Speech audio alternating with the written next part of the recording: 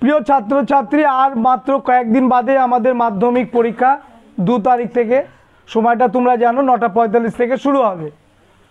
অনেক দিন বাদে ভিডিও দিচ্ছি, কারণ তোমরা অনেকেই শেষ মুহূর্তের তুলির টান দিতে ব্যস্ত আছো। তার মধ্যে ভিডিও না দেওয়াটা বেটার বলে মনে হয়েছিল, তাই দিইনি। কিন্তু শেষ মুহূর্তে 2 নম্বরের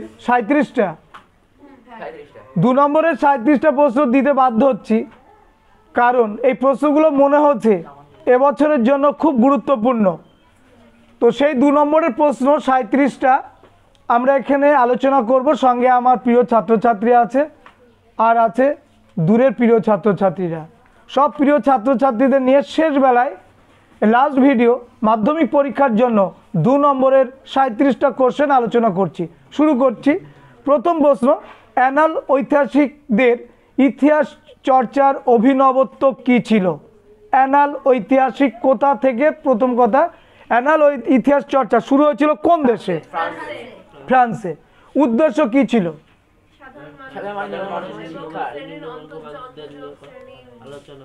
সাধারণ মানুষ, অন্তজ শ্রেণীর মানুষ, যে মানুষগুলো মুচি, মেথড, ডোম, শ্রমিক, কুলে খেটে খাওয়া সাধারণ মানুষ, তাদের আলোচনার পাশাপাশি তাদের সামাজিক সাংস্কৃতিক জীবন কেমন ছিল সেটা নিয়ে আলোচনা হয় প্রথম এই অ্যানালাস গোষ্ঠীর গবেষকদের হাত ধরে। এবার কিছু ঐতিহাসিকের নাম বলে দিই। Marc Bloch, Ladurie, Lucien Febvre প্রমুখ। তাহলে আর ভারতে হচ্ছে রণজিৎ গুহ। তাহলে এই প্রশ্ন, এই উত্তরগুলো আমরা গুছিয়ে লিখে আসলেই আমাদের 2 নম্বর কমপ্লিট। প্রশ্নটা একটু ঘুরিয়ে এসেছে, কিন্তু মূল উত্তর হবে কি? অ্যানাল গোষ্ঠীদের ইতিহাস চর্চার মূল বিষয়গুলো কি ছিল সেইগুলোই কিন্তু এখানে লিখতে হবে। আর পাশাপাশি আবারও বলছি, সেই মানুষগুলোর সামাজিক, সাংস্কৃতিক এবং রাজনৈতিক যে অধিকারগুলো বা জীবনযাপন, সাংস্কৃতিক জীবন কেমন ছিল সেগুলোও কিন্তু লিখতে হবে। এটাই কিন্তু অভিনবত্ব। দ্বিতীয় প্রশ্ন, স্থানীয় ইতিহাস চর্চার গুরুত্ব কি? স্থানীয় ইতিহাস চর্চা বলো, গুরুত্ব কি?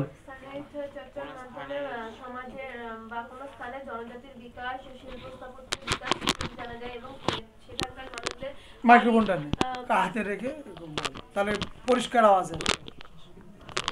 প্রথম থেকে স্থানীয় ইতিহাস চর্চার গুরুত্ব কি? স্থানীয় ইতিহাস চর্চার মাধ্যমে আমরা সেখানকার মানুষদের মনস্তাত্ত্বিক দিক, সামাজিক, অর্থনৈতিক দিক জানতে পারি এবং সেখানকার শিল্প স্থাপত্যের বিকাশ, লোক পরম্পরা ইত্যাদি সম্পর্কে জানতে পারি। অনেক কিছু কিন্তু পয়েন্ট ওর মধ্যে বলেছে।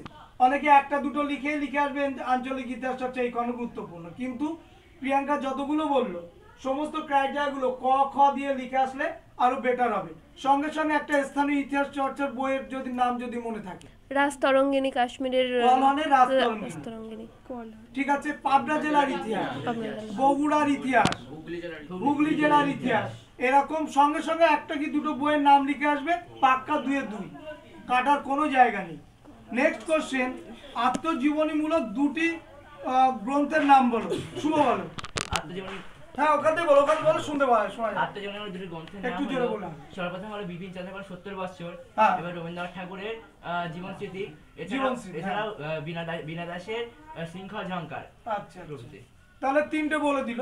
এবার আত্মজীবনী থেকে আমরা কি জানতে পারি? সমকালীন যুগে সামাজিক, রাজনৈতিক, অর্থনৈতিক দিকগুলো, ধর্মবিশ্বাস, এগুলো আমরা জানতে পারি। এগুলো এক্সট্রা, পারলে লিখবে, না পারলে লিখবে না।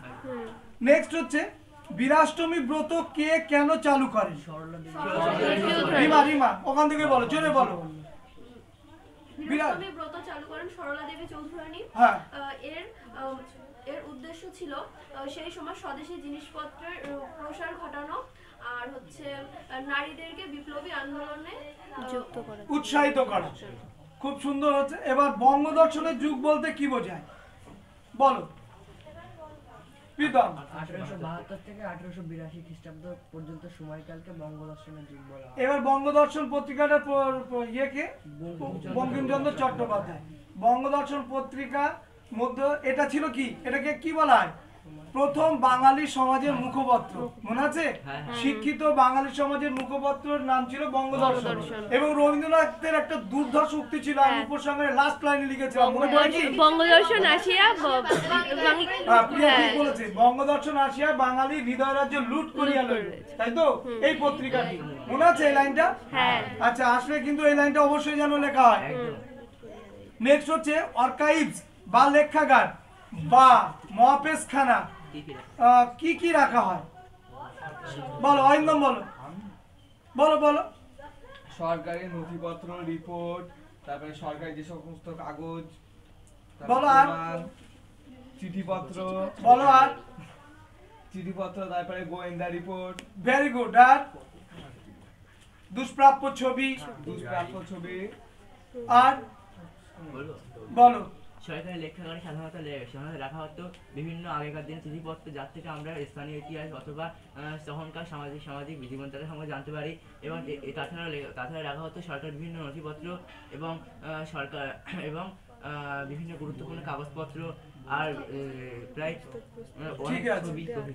আচ্ছা, হুতুম প্যাঁচার নকশা গ্রন্থটির গুরুত্ব কি? প্রথম বলো, হুতুম প্যাঁচার নকশা কে লিখেছেন? কালীপ্রসন্ন সিংহ। তিনি এই হুতুম প্যাঁচার নকশাটা কি ধরনের লেখা? ওই ব্যঙ্গ হাস্য রসাত্মক একটি গ্রন্থ। ক্লিয়ার? দ্বিতীয় লাইন কমপ্লিট হলো। কে লিখেছে? হলো কে লিখেছে বা কি বিষয়ের উপরে? এবার হচ্ছে কি ধরনের? এবার হচ্ছে কাদের নিয়ে লেখা? কলকাতার বাবু শ্রেণীরা কেমন চরিত্রের? তারা ওই যে ব্রিটিশ পাশ্চাত্য অনুকরণ, তারা বাঙালি আনা ভুলে গিয়ে বাঙালি পোশাক, খাদ্য খাবার সমস্ত ভুলে গিয়ে পাশ্চাত্য শিক্ষার, খাদ্য খাবার পাশ্চাত্য শিক্ষার মতো বেশ, তাদের মতো চলন বলন কথা সমস্ত কিছুটাকেই ব্যঙ্গর ভিত্তিতে বা ব্যঙ্গ রসাত্মক ভঙ্গিতে কলকাতার শিক্ষিত বাবু শ্রেণীদের চরিত্রটা তুলে ধরেছে নুতুন বাচ্চা নকশায় কালীপ্রসন্ন সিংহ। ক্লিয়ার আছে? আচ্ছা, তিনি আরেকটা সভা প্রতিষ্ঠা করেছিলেন, বলো সেই সভাটার নাম কি? কালীপ্রসন্ন সিংহ বিদ্যুৎ সায়নী সভা, মনে পড়ে? আচ্ছা, কমপ্লিট হয়ে গেল। এবার বলো শ্রীরামপুত্রই কাদের বলা হয়? কে বলবে? শ্রীরামপুত্রই বলো। উইলিয়াম কেরি, উইলিয়াম ওয়ার্ড ও জোসুয়া মার্সম্যানকে একত্রে শ্রীরামপুত্রই বলা হয়। এবারে এখান থেকে প্রথমে একটুখানি যোগ করতে হবে। প্রথম ভূমিতে ভারতবর্ষে যে সমস্ত খ্রিস্টান মিশনারি সংস্থা এসেছিল তার মধ্যে অন্যতম ছিল ব্যাপটিস্ট মিশনারি সংস্থা। সেই ব্যাপটিস্ট মিশনারি সংস্থা তিনজন ভারত প্রেমিক হিসেবে পরিচিত বা ভারত হিতৈষী নামে পরিচিত, উইলিয়াম কেরি, উইলিয়াম ওয়ার্ড এবং জোসেফ মার্সম্যান। উল্লেখ্য যে তাদের হাত ধরে প্রথম কি হয়েছিল? শ্রীরামপুরে ছাপাখানা, এবং তাদের হাত ধরে শ্রীরামপুর মিশন, তাদের হাত ধরে বাইবেলের অনুবাদ প্রকাশ, তাদের হাত ধরে বাংলায় প্রথম বাংলা ভাষায় সংবাদপত্র, নাম কি? সমাচার চন্দ্রিকা। হ্যাঁ, দিগদর্শনও ওখান থেকে, কিন্তু সমাচার দর্পণ কত সাল? 1818। দিগদর্শনও কিন্তু 1818। যে মার্সম্যান তার সম্পাদক। আচ্ছা, নেক্সট হচ্ছে ফোর্ট উইলিয়াম কলেজ কেন প্রতিষ্ঠিত হয়? কে পারবে? কত সালে? 1800 খ্রিস্টাব্দে। লর্ড ওয়েলেসলি কি উদ্দেশ্যে? ভারতে সিভিল সার্ভিস শিক্ষা ও তার সঙ্গে পাশ্চাত্য দেশের থেকে আসা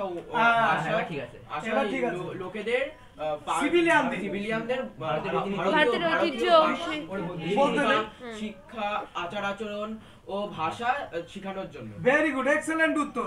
যে সমস্ত ব্রিটিশ সিভিলিয়ান ভারতে আসবে, এই দেশের কৃষ্টি, কালচার, সংস্কৃতি, ভাষা তাদের কাছে অজানা, তো তাদেরকে এই দেশেই ভারতীয় ভাষা, সংস্কৃতি সমস্ত কিছু জানার জন্য যে প্রতিষ্ঠান, তার নাম হচ্ছে ফোর্ট উইলিয়াম কলেজ। কত সালে? 1800 সালে। প্রতিষ্ঠা থেকে লর্ড ওয়েলেসলি। নেক্সট প্রশ্ন, উইলিয়াম কেরি স্মরণীয় কেন? এবার বলো উইলিয়াম কেরি স্মরণীয় কেন? ঠিক ওইভাবে যেভাবে শুরু করেছিলাম শ্রীরামপুত্র, ওইভাবে শুরু করতে হবে। বলো বলো রিম, বলো প্রিয়া, বলো আনিশা, বলো উইলিয়াম কেরি স্মরণীয় কেন? তো সিম্পল কোশ্চেন, ভেতর থেকে কোনো কোশ্চেন না এটা। যাই বলো। 18 শতকে ভারতের ছাপাখানার বিস্তারে যে মিশনারি সোসাইটি সব থেকে বেশি ভূমিকা নিয়েছিল তার মধ্যে অন্যতম হলো ব্যাপটিস্ট মিশনারি সোসাইটি। সেই ব্যাপটিস্ট মিশনারি সোসাইটির উদ্যোগেই শ্রীরামপুরে ব্যাপটিস্ট মিশন প্রতিষ্ঠা হয়। এছাড়াও ছাপাখানা প্রেস প্রতিষ্ঠা হয়। এর অন্যতম প্রতিষ্ঠাতা হলেন উইলিয়াম ক্যারি। তার উদ্যোগেই এখানে বিভিন্ন বই, বিভিন্ন ছাপাখানা ইত্যাদি ছাপা হয়, সেজন্য এখানে উইলিয়াম ক্যারি স্মরণীয়। এটাকে সুন্দর করে আর কি বলতে পারবে? উইলিয়াম ক্যারি স্মরণীয় কেন? তার হাত ধরে কি কি হচ্ছিল? ও বলেছে ছাপাখানার উন্নতি হচ্ছিল, শ্রীরামপুর মিশন প্রতিষ্ঠা হচ্ছিল, বাইবেলের অনুবাদ প্রকাশিত হয়, হিতোপদেশ প্রকাশিত হয়, ছোটদের রামায়ণ এখান থেকে প্রকাশিত হয়। আর আমাদের স্কুল বুক সোসাইটির সমস্ত বই কোথা থেকে যেত? শ্রীরামপুর মিশন। তার পেছনে অবদান কার? William carry. হয়ে গেল। নেক্সট হচ্ছে 1813 সালের সনদ আইনের গুরুত্ব বলো, প্রিয়াঙ্কা বলো। 1813 খ্রিস্টাব্দে চার্টার অ্যাক্ট বা সনদ আইন পাশ হয়। এখানে ভারতের শিক্ষার জন্য 1 লক্ষ টাকা ব্যয় করার কথা বলে। সেখানে সনদ আইনের গুরুত্ব হচ্ছে যে এতদিন পর্যন্ত ভারতবর্ষের শিক্ষা সংক্রান্ত কোনো নীতি ব্রিটিশ সরকার গ্রহণ করেনি। এই প্রথম ভারতের শিক্ষার উন্নতির জন্য 1 লক্ষ টাকা ব্যয় বরাদ্দের সিদ্ধান্ত হয় 1813 সালে চার্টার অ্যাক্ট। আচ্ছা, চার্টার অ্যাক্টের আর একটা গুরুত্ব আছে, কি বলতো? এটা তো শিক্ষা খাতে গেল। কোম্পানির একচেটিয়া বাণিজ্যে অবসান ঘটানো, মনে আছে? তাহলে এটাও বিরাট গুরুত্ব। নেক্সট, আচ্ছা, মধুসূদন গুপ্ত স্মরণীয় কেন বলো? সব ব্যবচ্ছেদ, এটা সুন্দর করে বলো, গুছিয়ে। 2 নম্বর তো, হ্যাঁ বলো, কলকাতা বিজ্ঞান কলেজ, আস্তে আস্তে বলো। কলকাতা মেডিকেল কলেজে সর্বপ্রথম সব ব্যবচ্ছেদকারী ছিলেন মধুসূদন গুপ্ত। তিনি সর্বপ্রথম বাঙালি যিনি সংস্কৃতি, সংস্কার, হ্যানত্যানের এইসবের বাইরে গিয়ে প্রথম সব ব্যবচ্ছেদ করেছিলেন। সেই সময় বাঙালির লোকাচারের মধ্যে সব ব্যবচ্ছেদ করা একটা অন্যায় ছিল, ঘোরতর অপরাধ ছিল, বা একটা ধর্মীয় বিদ্বেষ ছিল বা বিরোধ ছিল, তাই না? যে একটা মৃত মানুষের দেহ কেটে পরীক্ষা নিরীক্ষা করা, এটা আমাদের সমাজে সে সময় এই প্রথাটা প্রচলিত ছিল না। তো এটা ঐতিহাসিক ঘটনা ঘটালেন মধুসূদন গুপ্ত, যে তিনি প্রথমেই এই প্রথা শুরু করলেন চিকিৎসা বিদ্যার উন্নতির জন্য, যে সব অর্থাৎ মৃতদেহ কেটে বা সেই লাশটাকে কেটে ছাত্রছাত্রীদের কাছে উন্মুক্ত করা এবং চিকিৎসা বিজ্ঞানের দিক উন্মোচিত করা। কারণ হচ্ছে যে সমস্ত অপারেশনগুলো করতে হয়, সেই অপারেশন তো আর এমনি এমনি হয় না, সেগুলো তো কাটাছাড়াই করতে হয়। তো তার আগে তো পরীক্ষা নিরীক্ষা বা মেডিকেল কলেজের ছাত্রদের সেই বিষয়ে তো জ্ঞান দান করতে হবে। তো সব ব্যবচ্ছেদ যদি না কাটা হয়, ব্যবচ্ছেদ যদি না করা হয় সব দেহ, তাহলে কি করে হবে? যাক, এটা হচ্ছে সূর্য যে কথা বলল, যে বাঙালি সমাজের প্রচলিত প্রথার বিরুদ্ধে গিয়ে আধুনিক মনস্ক মন নিয়ে চিকিৎসা বিদ্যার উন্নতির ক্ষেত্রে মধুসূদন গুপ্ত যুগান্তকারী ঘটনা ঘটিয়েছিলেন। বাঙালিদের মধ্যে প্রথম তিনি সব ব্যবচ্ছেদকারী হিসাবে পরিগণিত হয়েছিলেন এবং চিকিৎসার উন্নতির একটা দিক নির্দেশ করেছিলেন। তাহলে মধুসূদন গুপ্ত ছিলেন কলকাতা মেডিকেল কলেজের অন্যতম সব ব্যবচ্ছেদকারী এবং স্মরণীয় ছাত্র। উডের ডেসপ্যাচের গুরুত্ব কি বলো, একটু জোরে বলবা, বলো। বোর্ড অফ কন্ট্রোলের সভাপতি চার্লস উড 1854 খ্রিস্টাব্দে ভারতীয় শিক্ষা খাতে যে দলিলটি পেশ করেন তা উডের ডেসপ্যাচ নামে পরিচিত। এটিকে ভারতীয় শিক্ষার ম্যাগনা কার্টাও বলা হয়। এটির মাধ্যমে যে নীতিগুলি গ্রহণ করা হয় সেগুলি হলো 3টি প্রেসিডেন্সিতে 3টি বিশ্ববিদ্যালয় প্রতিষ্ঠা করা হয় ও বেশ কিছু ছোট ছোট প্রাথমিক বিদ্যালয় প্রতিষ্ঠা করা হয়। ভেরি গুড, এক্সেলেন্ট উত্তর। ইয়ং বেঙ্গল, সূর্য, ইয়ং বেঙ্গল কাদের বলে? ডিরোজিওদের অনুগামীদের ইয়ং বেঙ্গল বলা হয়। এই ভারতে ডিরোজিও নেতৃত্বে যখন ডিরোজিও কলকাতা কেন্দ্রে কলেজে ভর্তি হয়, তখন তার পাশ্চাত্য শিক্ষা ও পাশ্চাত্য মনোভাব এবং বিভিন্ন আন্দোলন করার জন্য একটি সংগঠন তৈরি করেন। এই সংগঠনের যারা যে সদস্য ছিলেন এবং তার অনুগামীদের একত্রে ইয়ং বেঙ্গল বলা হয়। তাদের ভিতরে ছিল মাইকেল মধুসূদন, প্যারিচাঁদ মিত্র। হ্যাঁ বলো। ইয়ং বেঙ্গল হল ভারতের সর্বপ্রথম ছাত্র সংগঠন, যেটি একাডেমিক অ্যাসোসিয়েশন, যেটি সর্বপ্রথম ডিরোজিওর অনুগামীরা মিলে বানিয়েছিলেন। এখানে ডিরোজিও যখন হিন্দু কলেজে। হিন্দু কলেজে যখন অধ্যক্ষ ছিলেন তার অধ্যক্ষ না, শিক্ষক ছিলেন, তখন তার আচার আচরণ এবং বিভিন্ন রীতিনীতি এবং বিদ্রোহী ছিল মনোভাবের উপর আকৃষ্ট হয়ে কয়েকজন ছাত্র তার সঙ্গে তার অনুগামী হয়ে যা পরবর্তীকালে ইয়ং বেঙ্গল নামে পরিচিত। এরা বয়সে তরুণ ছিল, তাই ইংরেজিতে ইয়ং বলা হতো। ঠিক আছে, তাদের মধ্যে রাধা শেখদার, প্যারিচাঁদ মিত্র, রামতনু লাহিড়ী, দক্ষিণরঞ্জন মুখোপাধ্যায়দের নামগুলো একটু বলে দিবি। আচ্ছা, যাও। নেক্সট হচ্ছে ত্রিনাইন বলতে কি বোঝো? বলো বলো, জোরে বলবা। সতীদাহ প্রথা রদ ও বহু বিবাহ রদ, অসবর্ণ বিবাহ চালু করা হয়, এদেরকে একত্রে বহু হয়নি। স্যার আমি বলবো। বলো। 1872 খ্রিস্টাব্দে দেবেন্দ্রনাথ ঠাকুর এবং কেশবচন্দ্র সেন এই আন্দোলন শুরু করে। এই আন্দোলন ত্রিনাইন বলতে বোঝায় বিধবা বিবাহ নিষিদ্ধ করা, বিধবা বিবাহ প্রচলন করা, বহু বিবাহ নিষিদ্ধ করা, বাল্য বিবাহ নিষিদ্ধ করা এবং অসবর্ণ বিবাহ প্রচলন করা। Very good. চারটেই হবে। লালন ফকির স্মরণীয় কেন? লালন ফকির, সুদীপ্ত, লালন ফকির স্মরণীয় কেন? বাউল গানের প্রতিষ্ঠাতা। Thank you. তারপর বলো বলো। স্যার, লালন ফকিরের সর্বপ্রথম বাউল গান যেটি হয় সেটি গ্রাম বার্তা প্রকাশিকার মধ্য দিয়ে আমাদের সামনে উঠে আসে। Very good. তার বাউল গানের সংখ্যা 10,000-এর বেশি, যার মাধ্যমে তিনি জাতীয়তাবাদী প্রসার এবং সাধারণত গ্রামের মানুষদের জীবনযাত্রা এবং তাদের চলাফেরা আর বাবু সমাজের সাথে উচ্চ বর্ণের সাথে নিম্নবর্ণের মানুষের মধ্যে ভেদাভেদ প্রভৃতি তিনি গানের মধ্যে অনেক সময় তুলে ধরেন। আর তিনি জাতপাতের ঊর্ধ্বে উঠে সমস্ত গানগুলো রচনা করেছিলেন। তার মতে জাত একটা, সেটা হচ্ছে মানুষ। তিনি হিন্দু মুসলমান বিভেদ তৈরি করেননি, তাই তো? তাহলে বাউল গানের স্রষ্টা হচ্ছে লালন ফকির। প্রথমে এটা লিখতে হবে, তারপরে শুভ যেগুলো বললো ওইগুলো লিখতে হবে। Thank you. নেক্সট হচ্ছে ভারতীয় অরণ্য আইন এর প্রতিক্রিয়া কি হয়েছিল? 1865 সালে অরণ্য আইনের প্রতিক্রিয়া কি হয়েছিল? বলো বলো।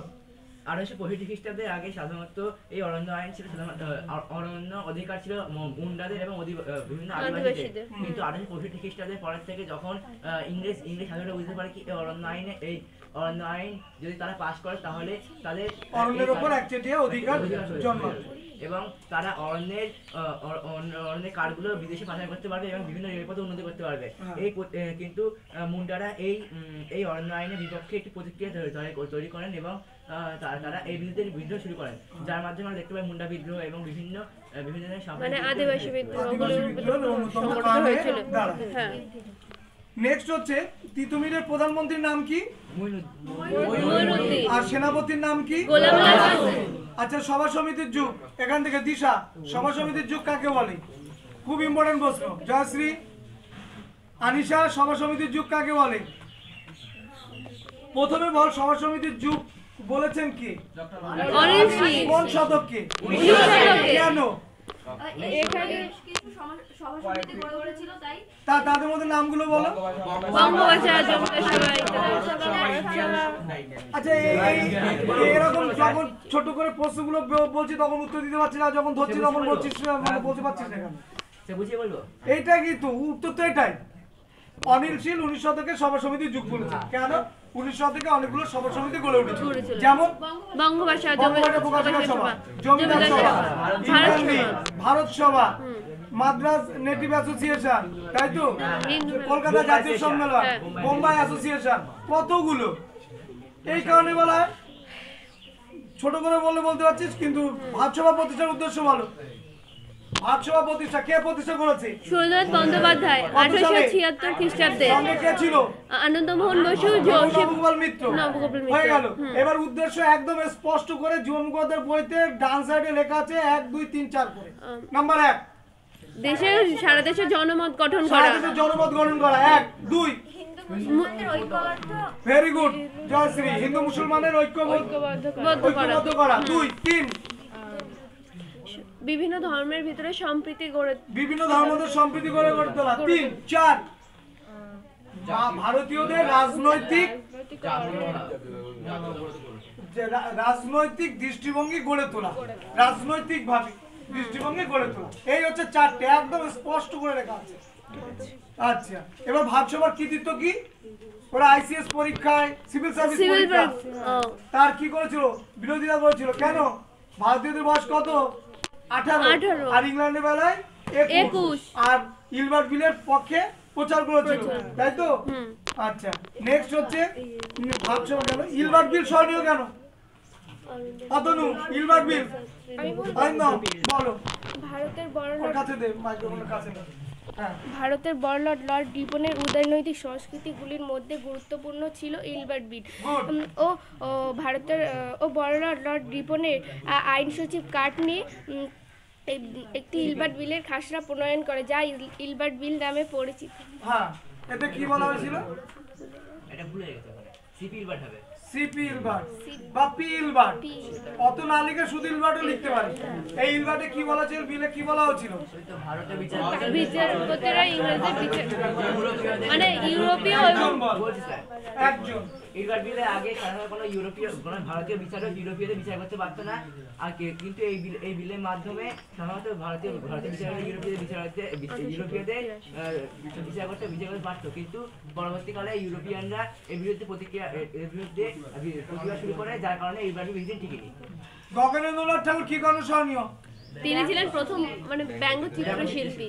এবার বলো বলো, আর কিছু বলো। 2 নম্বর তো এক লাইন হলো, বলো। গগনেন্দ্রনাথ ঠাকুর তার ব্যঙ্গচিত্রের মাধ্যমে সাধারণত কলকাতার বাবু সমাজ এবং সাধারণ মানুষদেরকে বিদ্রুপ করেছেন। এছাড়া ইউরোপীয়দের জনবিরোধী নীতি তিনি ব্যঙ্গচিত্রের মাধ্যমে তিনি প্রতিবাদ তুলে ধরেছেন। প্রতিবাদ, তাহলে প্রতিবাদের হাতিয়ার হিসেবে ব্যঙ্গচিত্রগুলো এখানে কাজ করেছে। সেই ব্যঙ্গচিত্রগুলোর নাম বলো। জাতাসুর, ফল ব্রাহ্মণ, নবহুল্লোড়, তাই তো? আর কি বিরূপস্ত্র, তাই তো?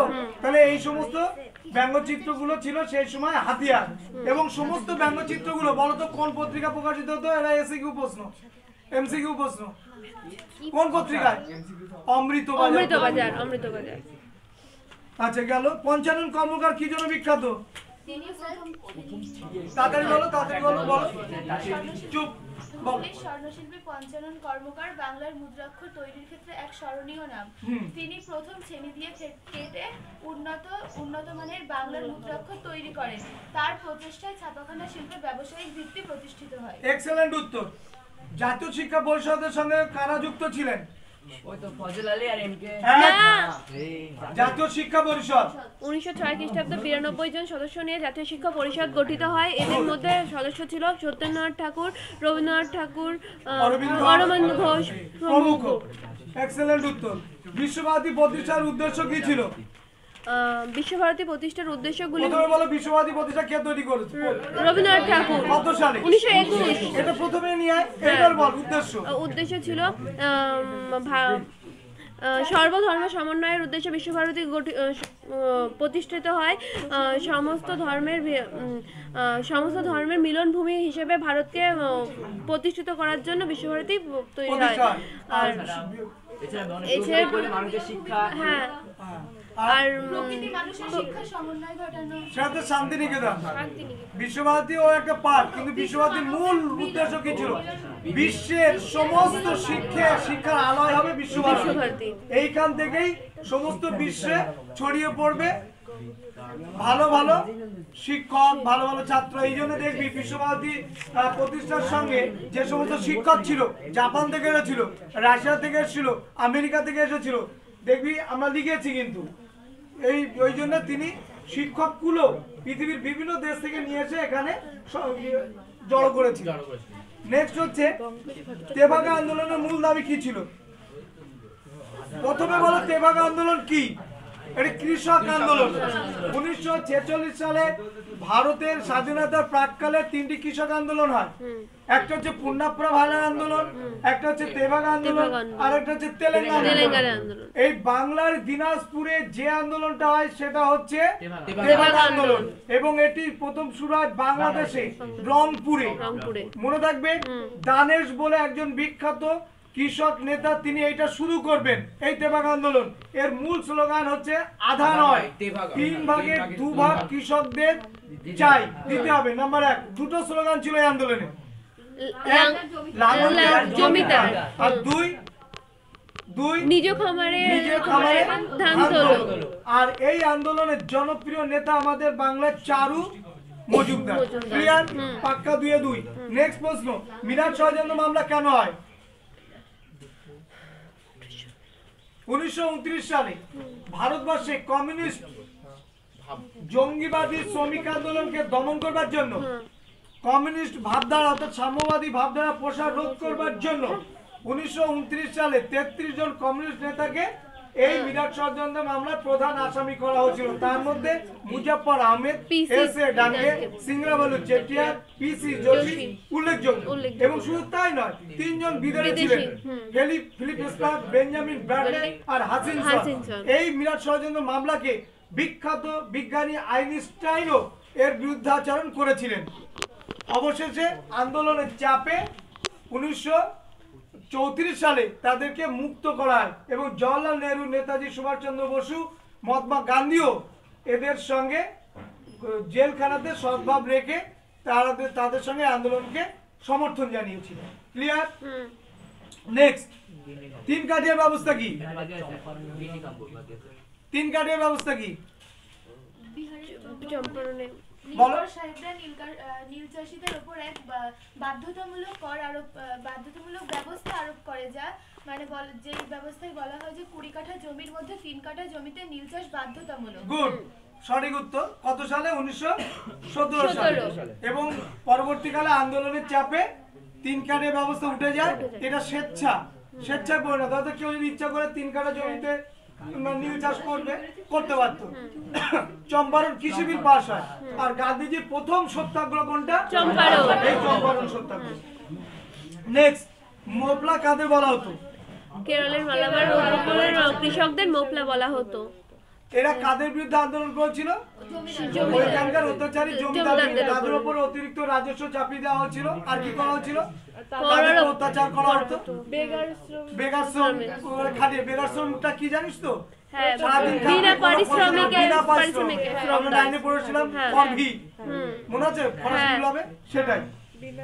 আচ্ছা, তাহলে হচ্ছে মোপলা। তাহলে মোপলা কোন জায়গায়? মালাবার উপকূলে। সেই মালাবার উপকূলটা কোথায়? কেরলের মালাবার উপকূল। Thank you. চৌরি চৌরা ঘটনা বলি।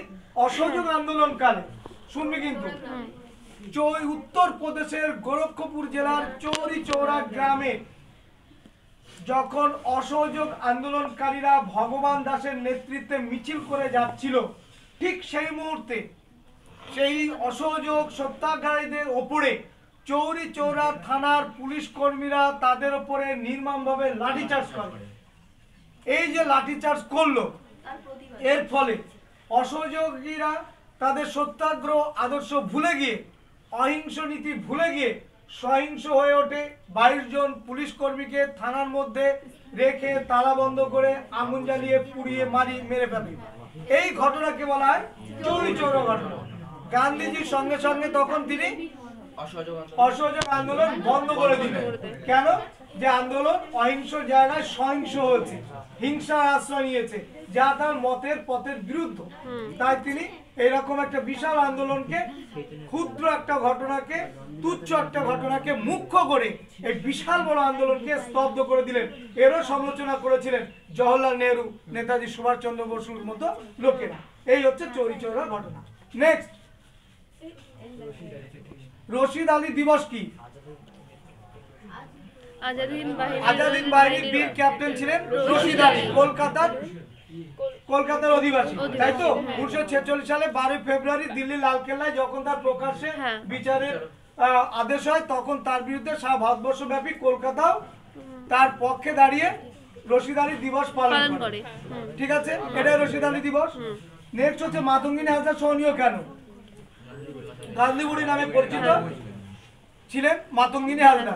73 বছরের বৃদ্ধা মাতঙ্গিনী হাজরা তমলুক মহকুমা দখল করতে গিয়ে অর্থাৎ তমলুক মহকুমায় ব্রিটিশদের পতাকা নামিয়ে ভারতীয় পতাকা উড্ডীন করতে গিয়ে তিনি শহীদ হন এবং 42-এর আন্দোলনে তিনি শহীদ হয়েছিলেন এবং তিনি গান্ধী বুড়ি নামে পরিচিত, অহিংস নীতিতে বিশ্বাসী এবং তার যে দল ছিল তার দলের নাম কি? ভগিনী সেনা, তাই তো? আচ্ছা, নেক্সট হচ্ছে সাম্প্রদায়িক বাটোয়ারা নীতি কে কেন ঘোষণা করে? রামসে ম্যাকডোনাল্ড। কত সালে? 1932 তাই তো? কি উদ্দেশ্য কি? সম্প্রদায়গত বিভাজন ঘটিয়ে পৃথক নির্বাচনের ব্যবস্থা করা। হিন্দু, মুসলিম, জৈন, বৌদ্ধ, খ্রিস্টান আলাদা আলাদা নির্বাচনে দাঁড়াবে, সেখান থেকে নির্বাচিত হয়ে আসবে তাদের প্রতিনিধিরা। এটা গান্ধীজি কোনো মতে মেনে নেননি।